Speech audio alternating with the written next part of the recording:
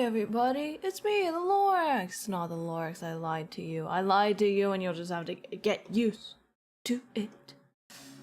So, hi, how you doing? Today we're reading Remnants of Filth, Volume 2, because I want to. I did walkies. I went outside, and it's really hot today, and I did a walk. I did walks, but it's okay because I got myself some food. Anyway, today we are not drinking tea, so I don't know how long my throat has to until it gives out. But we are having water because it is too. Hello. It's too hot for tea. It's too hot right now for tea, and that's how it is. That's okay. Anyway, we're on chapter. What chapter are we on? 61. On page 301. Titled, What Am I? What am I? What am I?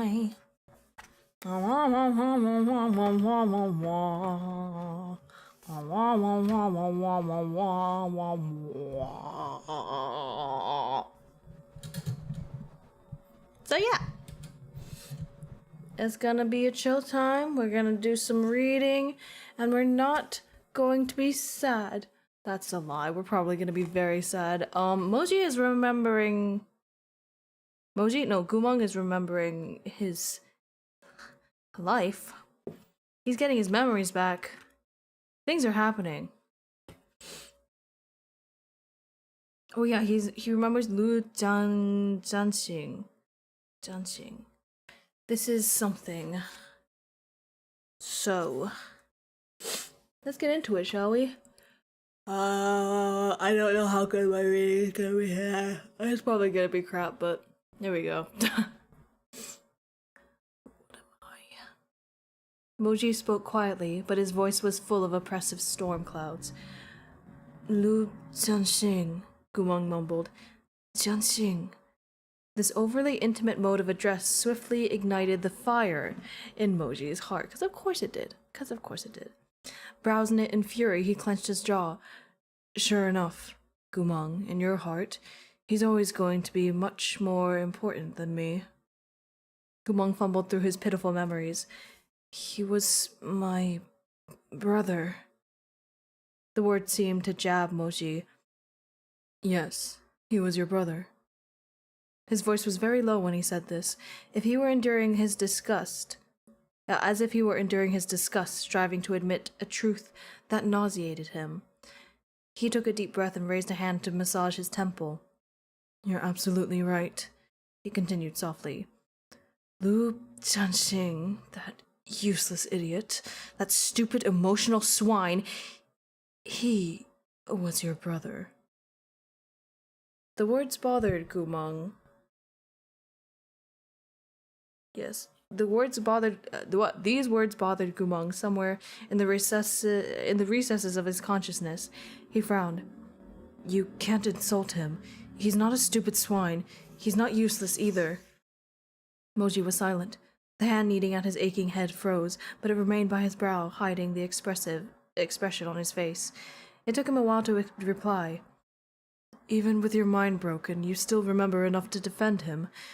Moji didn't raise his voice, or express any outward rage, but when Gumong heard his voice, he shuddered.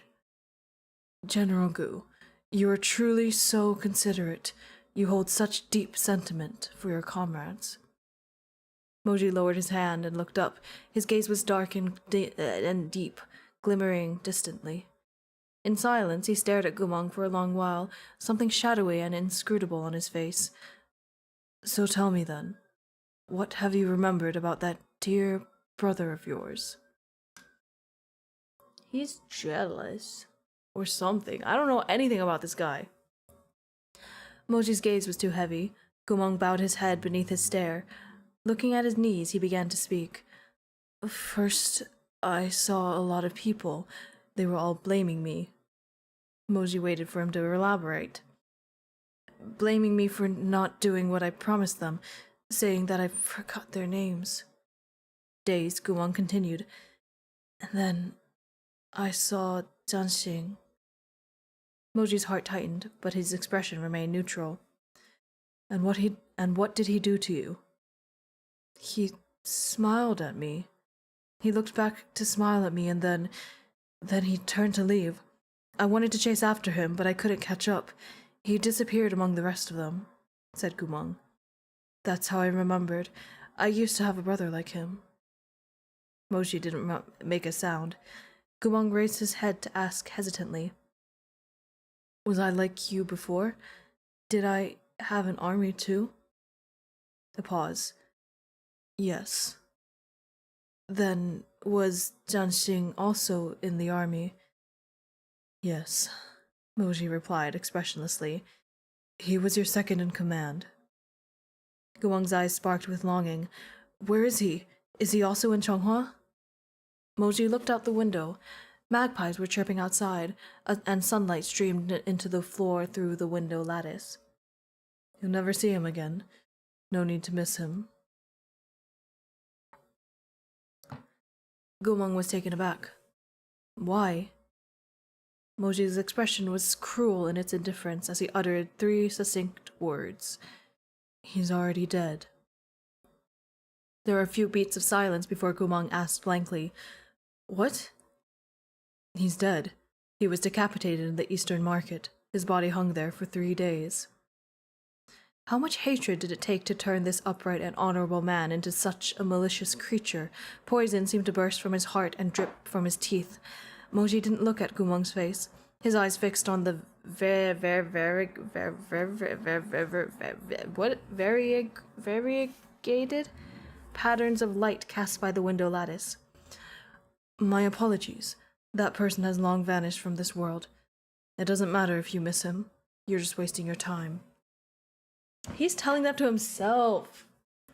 He's trying to tell that to himself. Gumong's eyes widened. He had learned enough words these days to understand everything Moji said, but at this moment, he suddenly wished he was still the way he'd been at Lome Pavilion, only able to comprehend the simplest sentences. He didn't want to understand what Moji was saying at all. Gumong's lips parted. He wanted to speak, but his heart felt like it was being cut apart. It wasn't a great shock, as if he'd already known subconsciously that Lu Jianxing was dead, as if he had already experienced such anguish and separation many years ago. But he hadn't expected that Moji would unearth this bloody wound and so ruthlessly tear it apart. Gumong lowered his head, and his vision blurred. Moji whipped around, grinding his teeth. What are you crying for? I don't know. After so long, you still mourn for him. Blood surged in Moji's chest. He still worked to restrain himself, but his eyes were becoming bloodshot. Gumong, you must be fucking insane.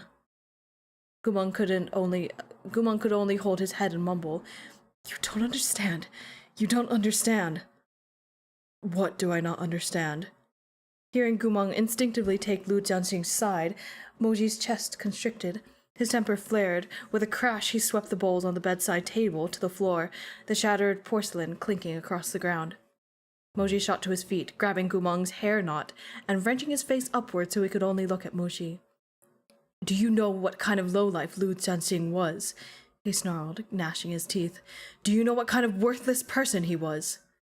Gumong couldn't reply. Yes, he was your brother. In Moji's probing gaze,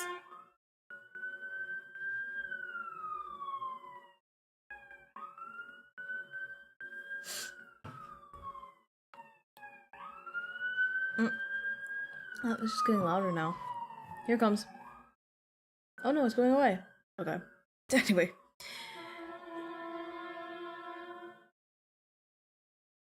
In Moji's probing gaze was a desire to pull out all of Gumong's organs, to crush them between his palms, so he could never mourn for another again. He felt so much hatred, so much longing. He was so completely at a loss. His hands almost trembled. Moji snapped. His hands almost trembling, Moji snapped. It was your dear brother who impulsively beheaded that envoy on the battlefield. He was the one who instigated the calamity that set aflame the hatred of the other neutral countries. He was the one who brought doom upon Changhua and caused so many innocents to lose their lives. You can't remember any of this, can you? Good.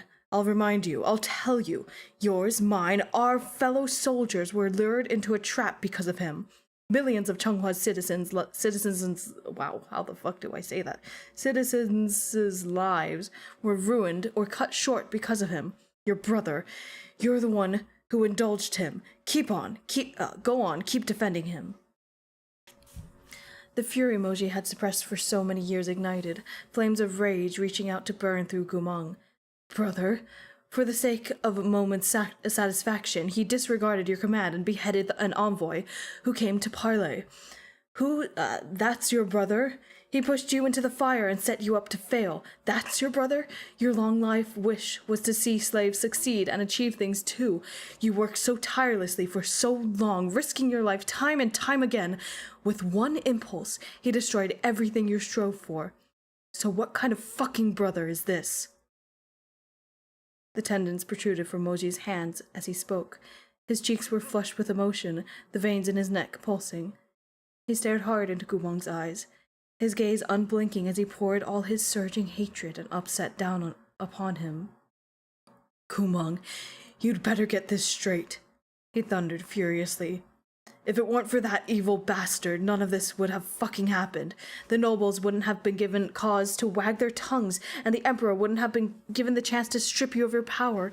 All those innocent cultivators, commoners, none of them would have fucking died. Nor would you have... Moji panted, suddenly unable to continue. He slowly released Gumeng, his eyes filled with fiery hatred and endless tears. He turned away and swiped at the rim of his eyes.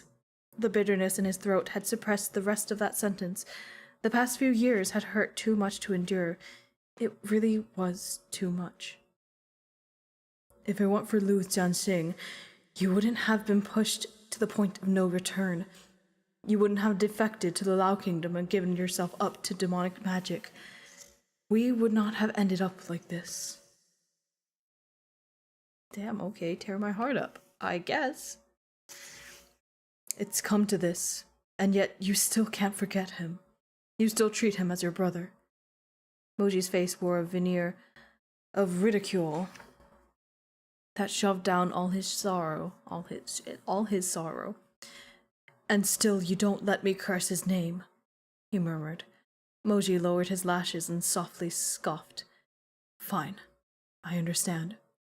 Whether in the past, present, or future, no matter when, no matter if he did right or wrong, no matter if he's alive or dead, I still lose to him. His trembling lips pressed themselves together. Moji fell silent. He was such a proud person. He had torn his chest open and given Gumeng everything he had, but still he had been cast aside. He had so pathetically become a sacrificial pawn in Gumeng's life. How could he once more summon up the courage to tell Gumeng how he felt? Moji tamped down his unsteady emotions, afraid that he would lose more and more control if he continued. His throat bobbed as he swallowed. Only after a long while did he utter one sentence, his voice low and hoarse, almost a sigh. Gumeng, if he's your brother, then what am I? Yep, I knew we'd be sad. I knew we'd be so fucking sad today. Oh my god. Don't cry, it hurts your throat. What am I? Who am I to you? Once you abandoned me for your brothers, discarded me for your ideals, pushed me into the depths of hell for your comrades. It's been 7 years I've lingered in this hell, living a life worse than death for 7 years. When you staked everything for them, did you ever think of me? Did you want me to face the person I love the most with swords drawn, or did you want me to run off with you into the distance, tossing aside the Changhua that the Mo clan had protected for generations? When you left When you left in fury on their behalf, did you ever think about where that left me? I cared for you and cherished you, and you didn't hesitate to hurt me over and over, to regard me as the least of your worries again and again, right? Mosey's expression was shattered, despite his valiant attempts to control it. As Gumang stared, he couldn't describe how he felt. He only knew that it hurt very much. It hurt to hear that Lu Zhenxing was dead. It hurt to hear the soldiers in his dream call him General Gu, but seeing Moji like this caused him an entirely different kind of anguish. It made him reach out almost unwittingly. After some hesitation, he cupped Moji's face with one trembling hand. No, you're my what? The answer seemed to be on the tip of his tongue, but he couldn't give voice to it. Those intimate memories of their past seemed to be right there in his heart. He couldn't unearth them, no matter how he tried. Moji tilted his head, waiting for Gumang to finish his sentence, but after they gazed at each other for a long while, Gumang still had a lump in his throat, and said nothing. As he waited, Moji's eyes slowly reddened and filled with tears. He pushed Gumang's hand away. You don't need to think so hard. I'll say it for you. To you, I am nothing. Between us, we had nothing. You were just playing along, and I was young and foolish. He spat out each word one by one, his red eyes fixed on Gumang's face. His tone and expression were ruthless and fierce, but each word stabbed into his very own heart. Your brother was Lu Zhenxing, not me. Your dream was accomplishing your goals, not me. Your passion, your obsession, the past you can't relinquish, was your thousands of comrades, not me.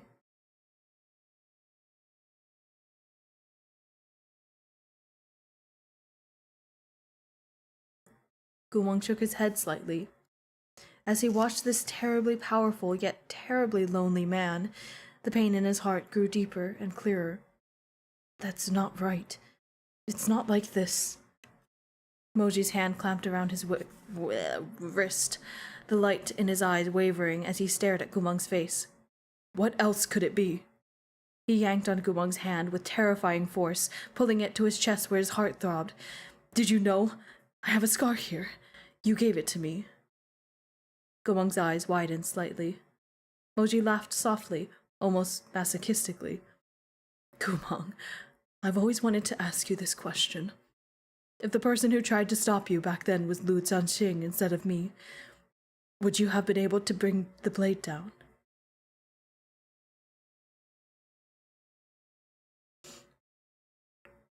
Moji leaned... Fuck. I skipped a line. I hurt you before? Moji leaned in close and whispered right into his ear. You nearly killed me. Just because, back then, I loved you more than I feared death. As though burned, Gumang wanted to jerk his hand away, but Moji pressed down on it so hard he couldn't move. He could only feel the pulsing throb of the heartbeat under his hand. How could he have wanted to kill him? In his memories, he saw that they had been inseparably close, so how could he have just been playing along? There were many things he couldn't fully remember, but he could clearly recall the happiness and warmth he felt on that night Moji came of age.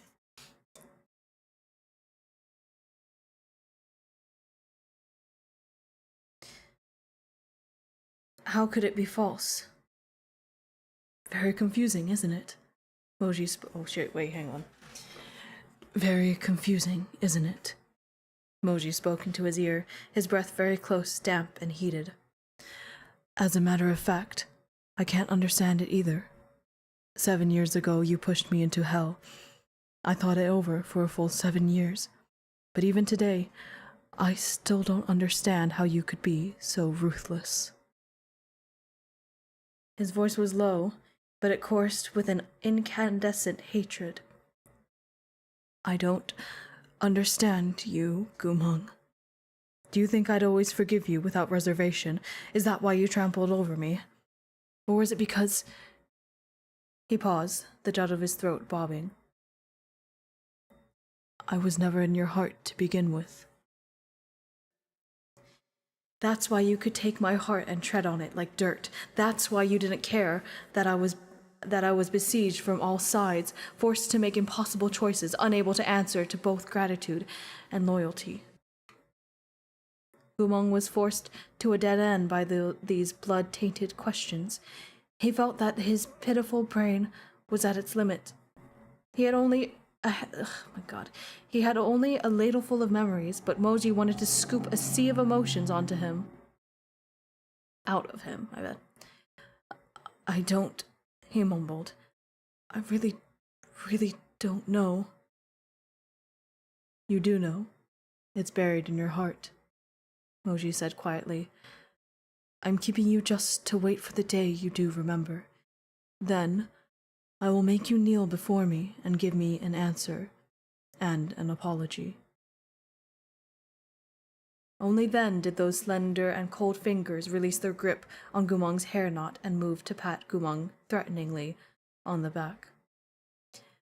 My patience isn't actually much better than Murong Lian's. Moji slowly pulled away from Gumong, those sleepless eyes fixed on his face. So, he whispered, tapping Gumong's temple. Shiga, don't make me wait too long.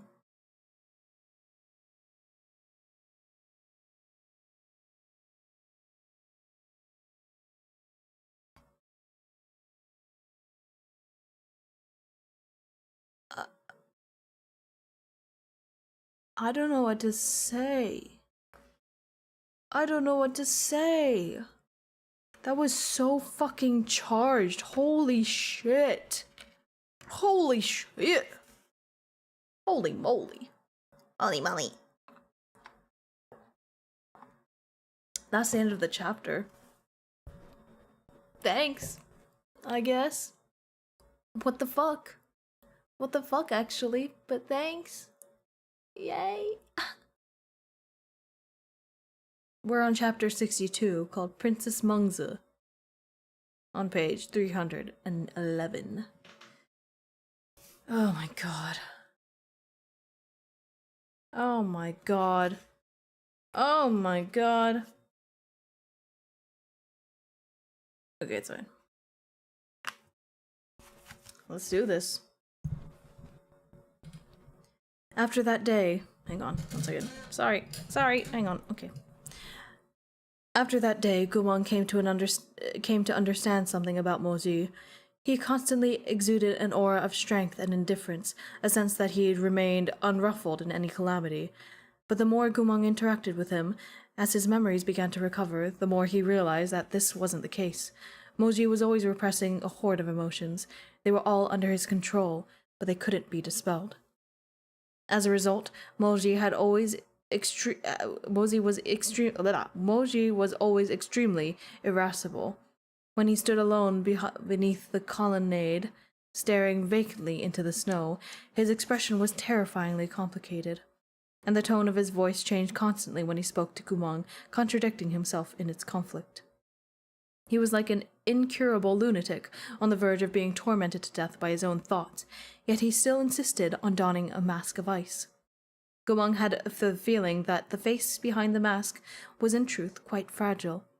Because of that, he never held a grudge against Moji for striking him, and disparaging him either. There seemed to be an unshakable habit etched in Gumong's bones that allowed him to effortlessly catch the subtle pain in Moji's expression, and this made him instinctively want to protect Moji. How strange. Moji was clearly a man so powerful that to even imagine him defeated... Oh boy, brain, turn on. Moji was clearly a powerful man, Moji was clearly a man so powerful that to even imagine him defeated was difficult. He was taller than Gumong, stronger than Gumong, more venerated, and more intelligent than Gumong.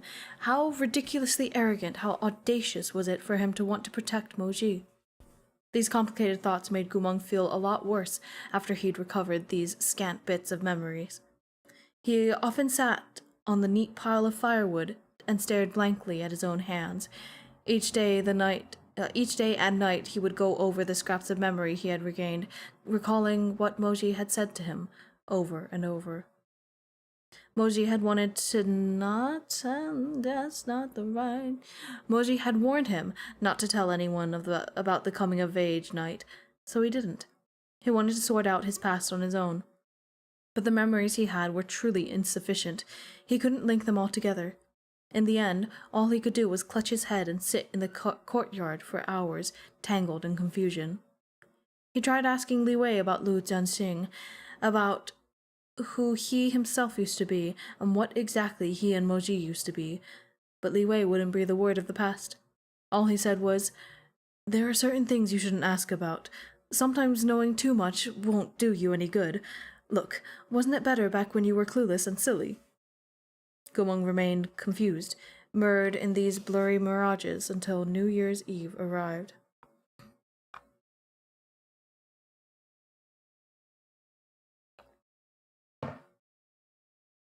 On this day, Jihe Manor was decorated with lanterns and banners. The servants rushed about changing the peachwood talismans and hanging lanterns. Peachwood talismans. Footnote, plaque made of peachwood and carved with the images of gold, which were hung over doors to ward off evil spirits. I don't know why I can never read these fucking footnotes. They're always so difficult to read for me. I don't know. Spirals of steam puffed out of the kitchen from morning till night. Gumong also busied himself helping. He minced the meat for filling and wrapped dumplings, and scooped fried spring rolls out of the pot. He spent the day bustling about, busy as a bee.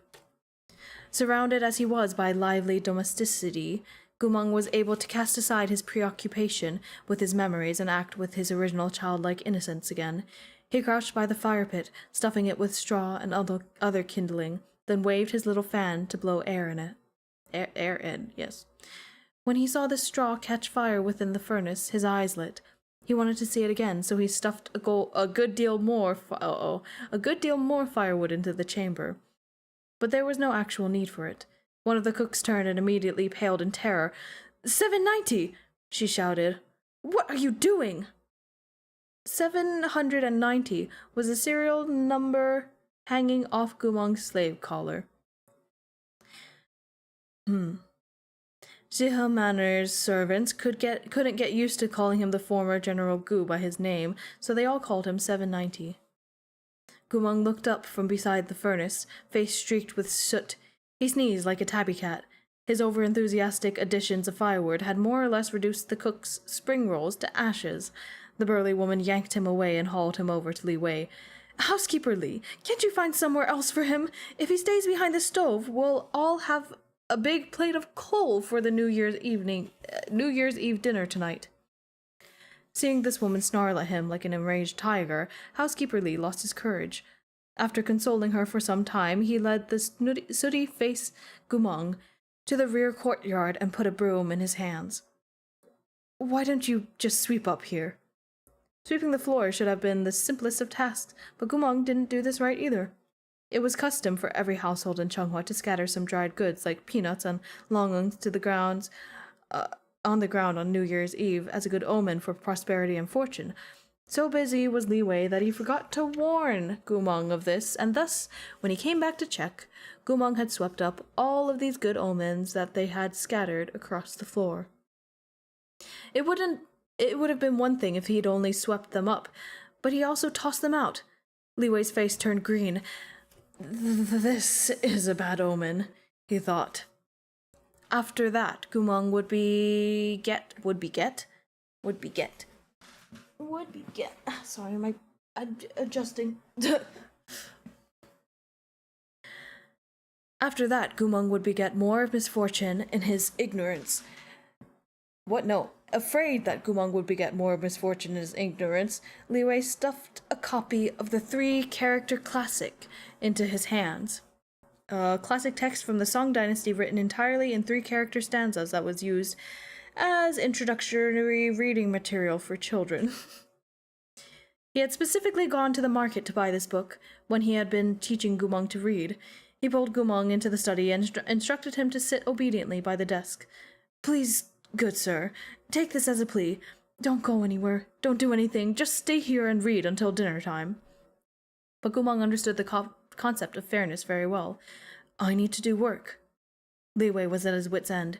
He handed Gumang a sheaf of paper and said, "How about copying verses? That counts as doing work. Once you copy out 100 pages, come eat." Gumang nodded. Okay. Having settled this wandering mischief monster. Wandering mischief monster! Li Wei heaved a sigh of relief.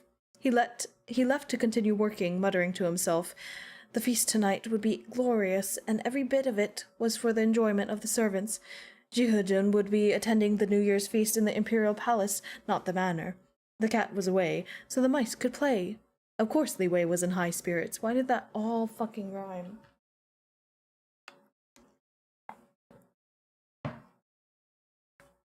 As he hummed in delight, he turned the corner and bumped into a figure in long black robes. Li Wei looked like a duck that had been snatched by the neck. With a quack, he slowed... What? With a quack, he slowed the tune he was humming and hastily plastered a warm smile over his face. "My lord, you're preparing to leave?" "It's about time. I should be going to the palace." Moji didn't pause in his step. He continued straightening the creases of his sleeves as he walked. "Prepare the carriage." "Oh, of course," Li Wei responded. As he made to leave, Moji stopped him. "Wait. What further instruction does my lord have?" "Summon Gumang. I'll bring him with me." Li Wei was at first shocked to hear this, then overcome with unexpected glee. Shock because he hadn't expected Moji to take Gumang along, though it was customary for each noble family to bring a few personal guests. Glee because Gumang had a voracious appetite, and they would have had to fight him for every morsel if he stayed at the manor. If he were gone, it would save them from having to feed a great big mouth. These were his own selfish thoughts, but Housekeeper Lee was never derelict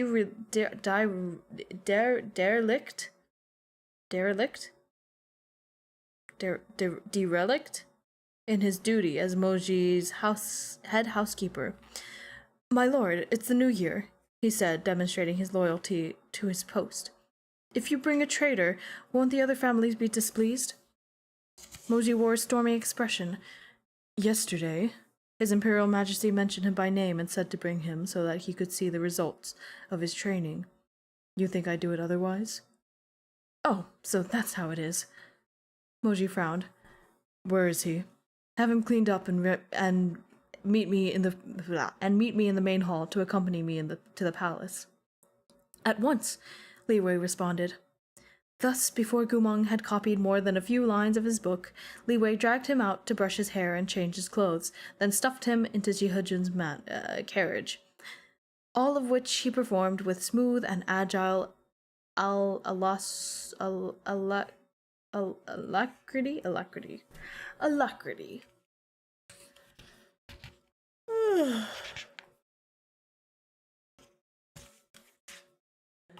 Yes, both the Lord and the glutton are gone. Brilliant fireworks were going off in Li Wei's heart, but his expression was still immaculately deferential as he solemnly saw the disappearing carriage off. "Safe travels, my lord." "And perfect success. Now everyone can let loose and eat their fill at the New Year's feast." New Year's feast? Nippon, what are you doing? What's happening? You're plotting again. Nippon is plotting again. Alright.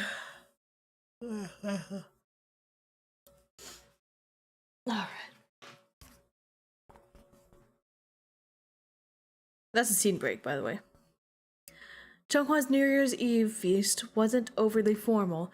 The food was arranged on the tiered tables in advance, and the nobles could arrive as early or as late as they wished. Moji made his entrance before the main crowd arrived in the palace hall. The officials had already transformed the throne room into a grandiose sight. No less than 1,000 longevity and fortune lanterns lit the night, and a thick red carpet embroidered with tree peonies covered the ground.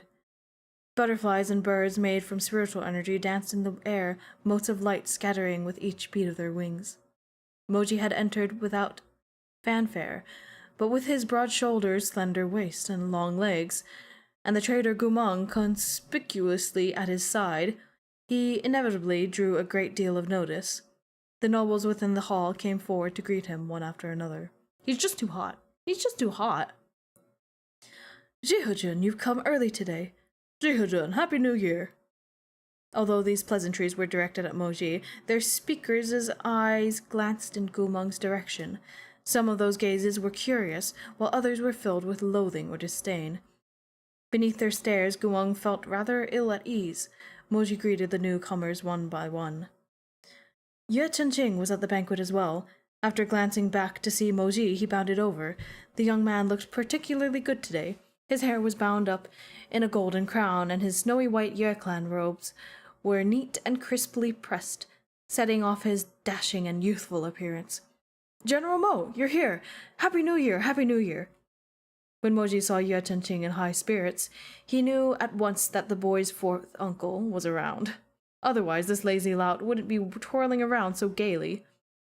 Gay with the I, unfortunately. As expected, he caught a glimpse of Murong Chuyi behind Yue Chenqing, arrayed in silver-trimmed white robes. His ribbons gleamed silver as he stood by the tiered tables and poured osmanthus wine from a jar.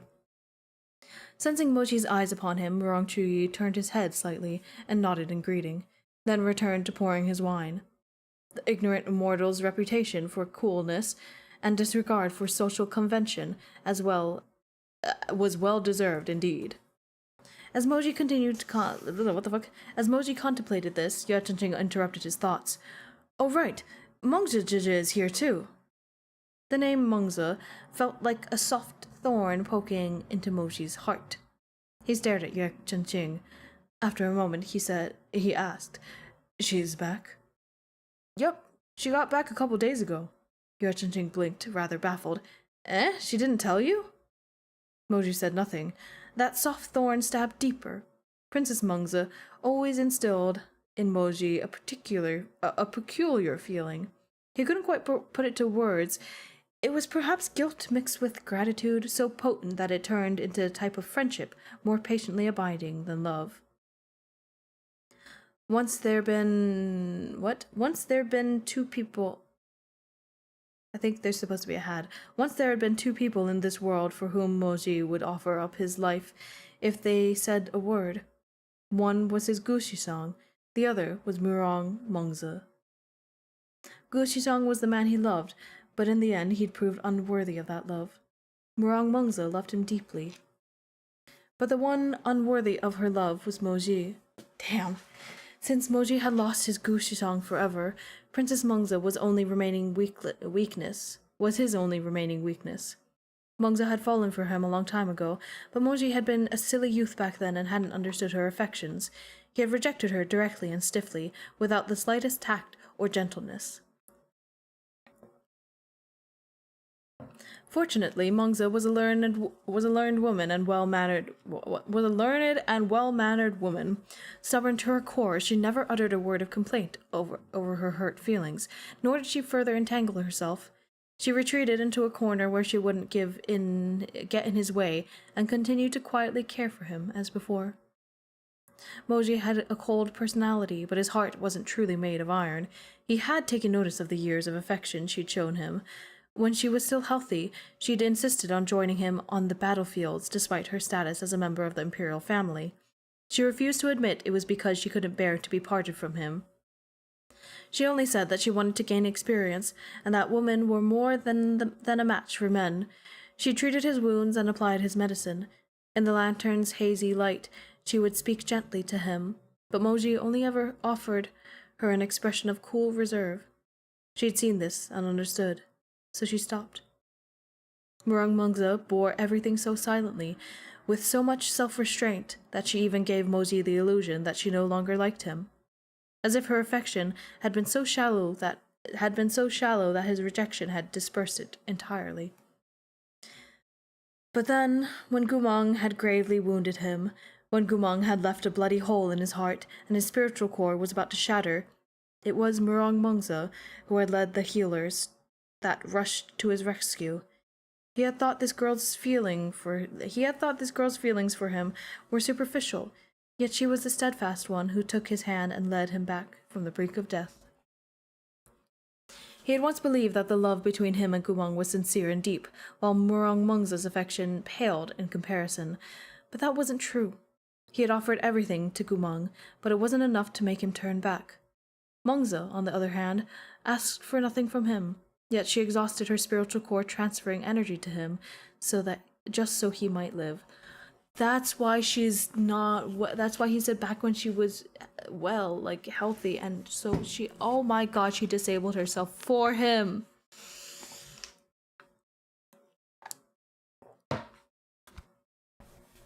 For a man. In order to save him, she herself had suffered grave injury. To keep his heart from stopping and his core from breaking, she gave up years of her life. Because of this, her health was permanently compromised,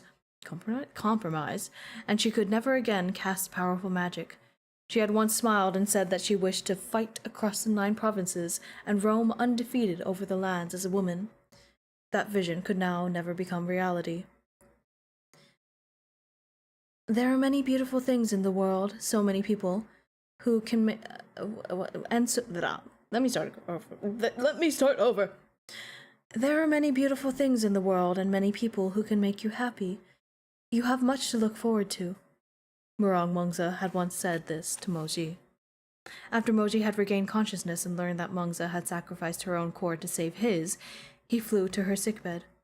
He was on the verge of a breakdown. He had been betrayed by the one he loved deeply and was unworthy of devotion from this person who admired him secretly. He didn't know what he should do. He didn't know why Gumang was so ruthless, why Mungza's feelings were so true. There beside her sickbed, he asked why she was so foolish. Curving her bloodless lips, she smiled. Don't risk your life for a momentary impulse again. I'm not asking for you to return my feelings. She reached out to tap Moji on the chest. I only ask that you consider how I'd feel the next time you're seized by a dangerous impulse. That would be enough. She was true to her word. After that day, she never once mentioned the fact that she had sacrificed her core for Moji. You don't need to be with me out of guilt or gratitude, she had said. I know you still don't love me. I can see it in your eyes. Nor did her behavior change after she recovered. Just as before, she concealed herself in discreet places and used her own methods to quietly care for him and keep him company. Even if all of Changhua felt that the right thing for Moji to do would be to marry her, Mungza was very clear on the matter. She would never impose upon his already conflicted heart. Real. What did I just drop in on? Hi, Frosty. Book. Book sad. Ow. I realized I've been so small this whole time. I've been tiny. We're coming to the end of this, because, I don't have it in me to read another chapter after this, but this chapter is almost done, so... Oh my god. But the more she endured, the deeper his remorse grew. Although he could not fall in love with her, and she never became his wife, after all these long years of sacrifice, she had become the only maiden in the world whom Jihajin treasured and felt any tenderness toward. All in all, she was still special. Yue Chenqing saw that distraught look on his face and asked, Jihajin, what's wrong? After a beat, Moji returned to his senses. Nothing. Where is she? She went to Feiyao Terrace. She said the decorative lanterns were very pretty, so she's viewing the lights. Moji frowned. It's so cold, and she's in poor health. How could she... He paused and then said resolutely, I'll go check on her. He wasted no more time in the palace hall and headed straight for Feiyao Terrace. Bro, what the fuck? But the next chapter is called Heart's Pain. She's so pretty, holy shit. She's so pretty. She's so freaking pretty.